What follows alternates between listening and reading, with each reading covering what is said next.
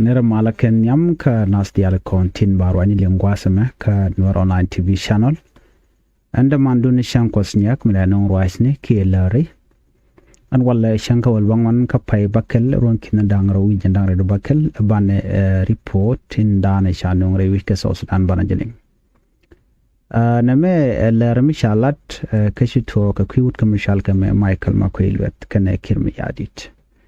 Bana report mishit ka name bana jeling in full do badana woikeja ki ngume tuok ngume la rode akam de kane kirmi yadit ban jeling ka je report mane. Ko gor kono be ko report ne be kon kaling mi jira mi jidit ko asma kan Nuer Online TV channel mi gujija ka YouTube channel gori jano jender channel de support der subscribe ko de notification bell der je twany ba ko mi chete kaler mi shibare da shwa mala shibe ke je kapat ko mi gujija ka Facebook page da gori jano jin der Nuer Online TV page der je follow ko mi chete ka report mi shibare be shwa mala shibe ke je ba kapat. One ka report niam dan bana nywa kwasa mani report niam gwada me bana right ka jen ki uda michala me Michael Makwilwet kana president Salva Kiir yadit ka report michala gwasa me watch president Salva Kiir yadit and take some changes to Jamaica cabinet nika la neka tin continent ka kel president Salva Kiir yadit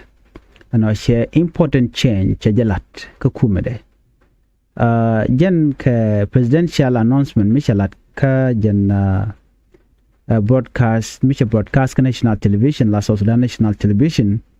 Salva Kiir yadi cha announcement cha jamek chala do ne she new minister of justice of and constitutional affair cha jakwan ramdo dien mijidit cha jakwan ke report ana chalat chikir Charam jidit cha kwany ka gwaudu mishal ka me Michael Makwilwet ka report mi chalat gwas me wa decision de men la da dio ga jeno mi chikana do gwa da tiketin kana ji kwar no ba wud me ba je deal with Minister of Justice and Constitutional Affairs ko jen wate be tugi ke no dong shi wud me kana no de la let Michael Makwilwet charge remove ke charge George Minister of Justice and Constitutional Affairs ke report michalat instead of dong the ngot ka charge of the country's legal affair jen cha which ka chao kam kom the dien and kom cha kamamo kom ram the dien ramamo shikmen chikon won would the money men pay kam kom jende kel gwadmo ko tour deri nen kana Michael Makwilwet anono wuda mo jen chwale wek ma merkol ala wek ma merkol jen cha nyok mo kwenge je cha kam kuer cha jaka kuer justice and constitutional affair ka gwawud mi chala Michael Makwilwet sene cha position de cha top cha ka Michael Makwilwet ka jodan chalat jena wa chakon letten wal la Minister of Justice ka kor gwade dan right now right corner chala do ba chal tekene ko kien bari cha nyako kwan point ya kwer mi yadit ti cha point ka jen presidential announcement dana chalat dundo tandien kan kalat kan ta dana chalat kije en wo kenangu mo woy ke kiengu mi de kwai ke bagal le moy ka position mo ngay kon ta dan tikir mi adit ke je ke la ja kwanya den radien bela gos du ki jin point de ba be jila kwany gwara da din so ne me le rod mishalat gwase mene so tell official explanation mishalat ki decision just shalara jeno cha ka wo candidate ne do no gwada me ko de kon kul te understanding morong ka jen kiud mishal ga Michael Makwilwet jene Michael Makwilwet jen ramimo micha kam Minister of Justice ne ala korwane kaling katin kon la de ka kwi Dr. Ek Machar ta danan ko da Machar ko la jor ke je ta danan ko position de ko je authority de ko je kamna ko dong der da Machar der je yen da Machar der jen nak rwane ka dial kon yen kaling gwad me chagu jeno maybe Michael Makwilwet lo jeno de mal der bere wi ka South Sudan ko mi yentin kon le de activity ne ke ci mal che de ben me dong ko rami mumuro ini sianga no ngak gwan dur ka which mean that chicken decide no dak machar rami mumme de yen ke de nak ko bi mal be bere wi ke South Sudan ka do bran inshallah ke je ke de ko nan si analyze la observer chikala do ne wa e move mu gwalung ka kwi sel be ke me yadi de no be wuda me be je jo chika be je nang ka kom da den ko di en Michael Makwile the wajen che jan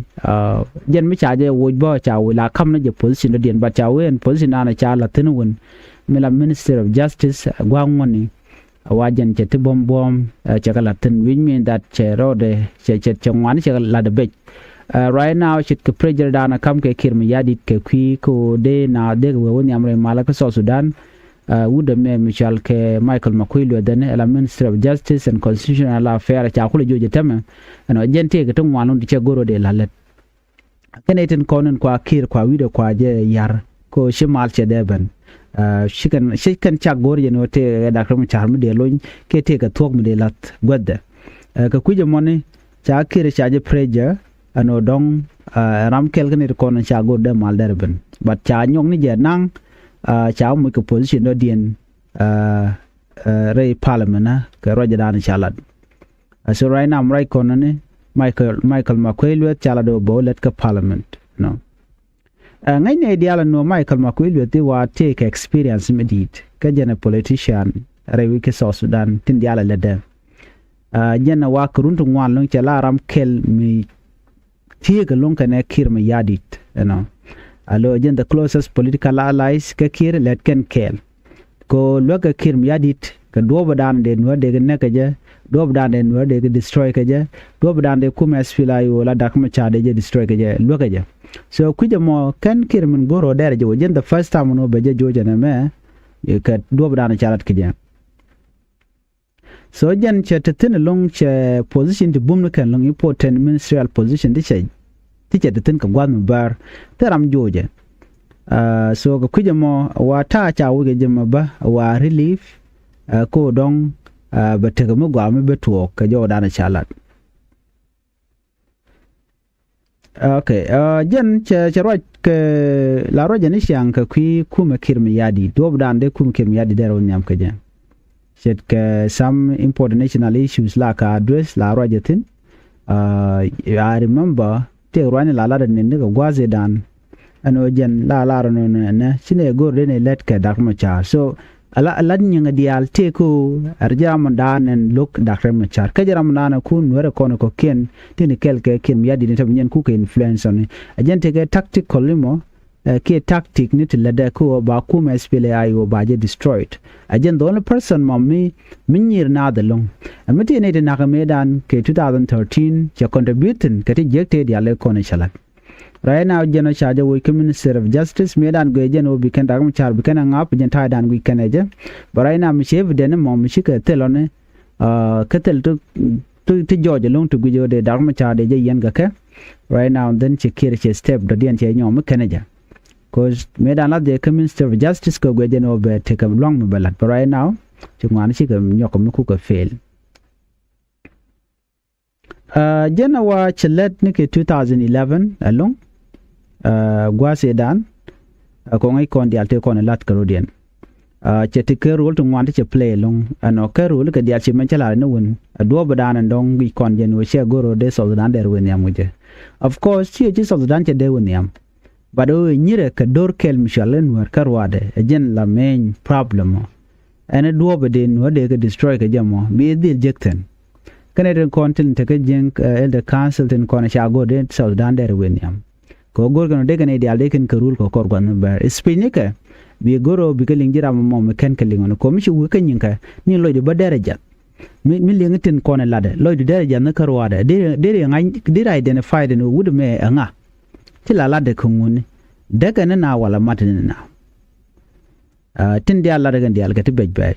tele humanity tele jena makaja mi chien go yena so kuje mo chira me de la gwada dan to ngot tiketin ba cholo ngake ran ngoni me de mo gwada jelet kana che de to ko jen te chiro la no wal ka gwada dan shi we rom ketin cha independent cha le je kan wod jak le nan kana jokke jog kati Australia le ko ne chitu ke during struggle ke tichi we ti cha de nyoko mulat ken tema ke ngwas but ngode we kami ladde ke tin ka do badanen don ladde ke je so ne me da la jen report andi ling ke Queen Michael Makuello cha jo Minister of Justice and Constitutional Affairs cha moy ka gwada dien wude chal ka me mamer minister work mamer kol jiram dan chalat gwaza and position ma ba shi gwade she new kaje and mamer cha kon tin wal ne ka gwase dan you know cha serve tin ka cha serve Minister of Justice and Constitutional Affairs ka gwade dan which mean that she jidit kaje right now Ramadan and chile gian chi we Minister of Parliamentary Affairs agent wuri shal me Michael Makuello cha we ka position dan tetin chi we gwada dan and do dien dan cha kame and wuri shal me mamera wa chi kirin yoko mako je trust ko don buka let ken which is okay telere bala which ta dan belet keje ka we dan de sol dan de tamal keje na me agenda na le rode en bana nyo je kana the report biya te mal bye bye